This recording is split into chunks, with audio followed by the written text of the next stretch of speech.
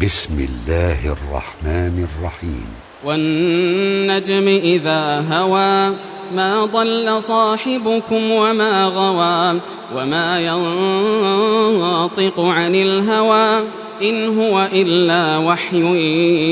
يوحى علمه شديد القوى ذو مرة فاستوى وهو بالأفق الأعلى ثم دنا فتدلى فكان قاب قوسين أو أدنى فأوحى إلى عبده ما أوحى ما كذب الفؤاد ما رأى أفتمارونه على ما يرى ولقد رآه نزلة أخرى عند سدرة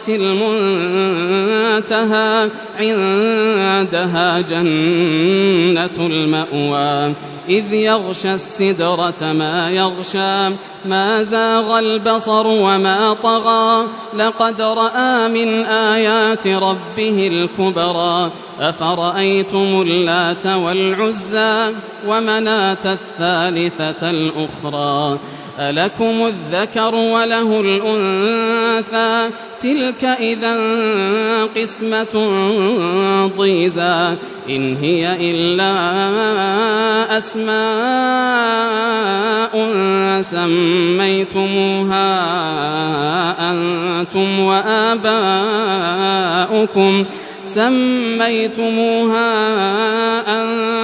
وآباؤكم ما أنزل الله بها من سلطان إن يتبعون إلا الظن وما تهوى الأنفس ولقد جاءهم من ربهم الهدى أم للإنسان ما تمنى فلله الآخرة والأولى وكم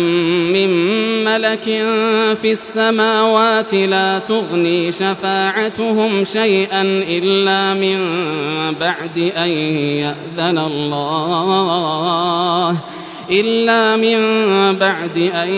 يأذن الله لمن يشاء ويرضى إن الذين لا يؤمنون بالآخرة ليسمون الملائكة تسمية الأنثى وما لهم به من علم إن يتبعون إلا الظن وإن الظن لا يغني من الحق شيئا فأعرض عمن تولى عن ذكرنا ولم يرد إلا الحياة الدنيا ذلك مبلغهم من العلم إن ربك هو أعلم بمن ضل عن سبيله وهو أعلم بمن اهتدى ولله ما في السماوات وما في الأرض ليجزي الذين أساءوا بما عملوا ويجزي الذين أحسنوا بالحسنى الذين يجتنبون كبائر الإثم والفواحش إلا اللمم إن ربك واسع المغفرة هو أعلم بكم إذ أنشأكم من الأرض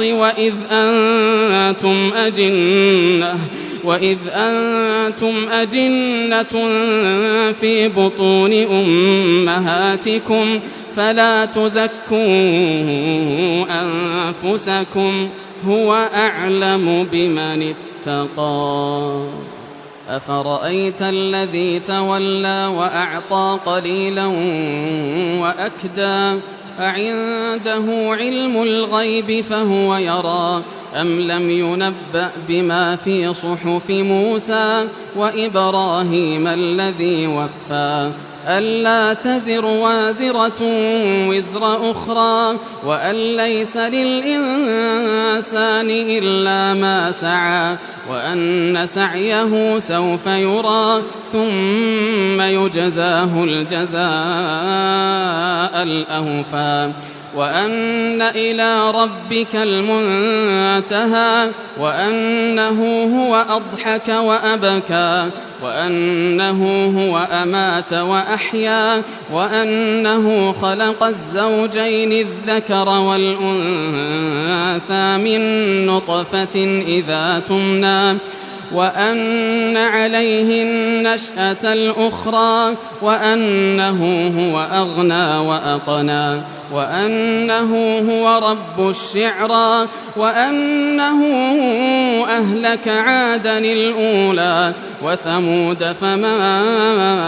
أبقى وقوم نوح من قبل إنهم كانوا هم أظلم وأطغى والمؤتفكة أهوى فغشاها ما غشى فبأي آلاء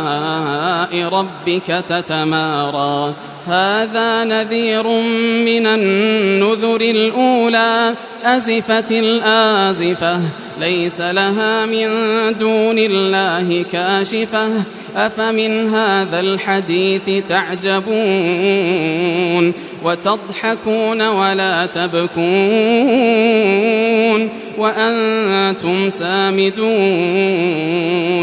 فاسجدوا لله واعبدوا